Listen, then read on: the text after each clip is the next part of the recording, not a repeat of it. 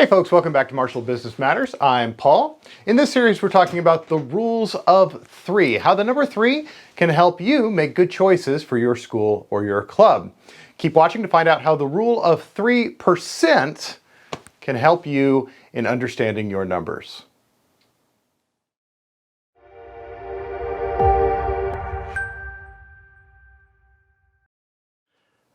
So what is the rule of 3%? Well, as you can see, I've written up here on my board the answer to that question, attrition. We're talking about attrition. So what is attrition? Attrition, simply put, is the loss of students over time. And this is something that you have to get comfortable with as a club manager or as a school owner, that people quit. People quit for all sorts of reasons. It could be a kid who's going up a grade and starting to get involved in intramural sports. It could be an adult student who gets transferred for work. Something could happen in the financial situation. Something could happen with their family dynamic. As an instructor once shared with me, why do people quit? For all their own reasons. When do people quit? When they hand in their notice. And this is important. Understanding that people do quit, and sometimes it's the person that you least expect who walks into your office and drops a truth bomb on you. The interest isn't there, the money isn't there, the time isn't there. And sometimes you don't even get the truth bomb. Sometimes you just get an email, please cancel my membership.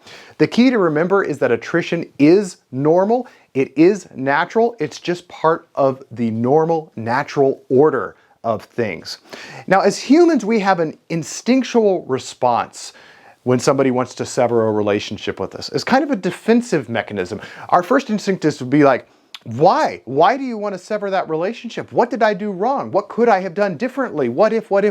And frankly, that is a pretty toxic mentality, because if you're constantly worrying about what you could have done to keep an old student, then you're probably not spending too much of your mental energy on trying to acquire new students. And the rule of three kind of helps guide and direct our mentality and our emotionality towards prospective students, towards growth, towards prosperity. And here's how.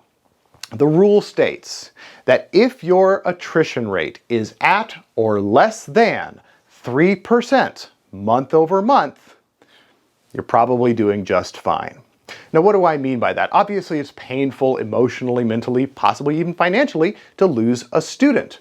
But if you understand that the loss of students simply comes with the territory, then you can gravitate your mentality to looking at the loss of a student within the context of the 3% rule.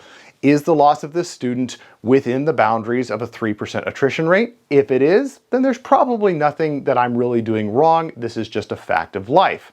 But when your attrition rate starts to creep above 3%, 4%, 5%, 6%, that's kind of your trigger. That's kind of your red flag to understand that, hey, maybe there is something going on that I can adjust within my program or within how I run things. Maybe I could tweak the schedule. Maybe I could offer additional classes. Maybe I could change the dynamic of some other classes.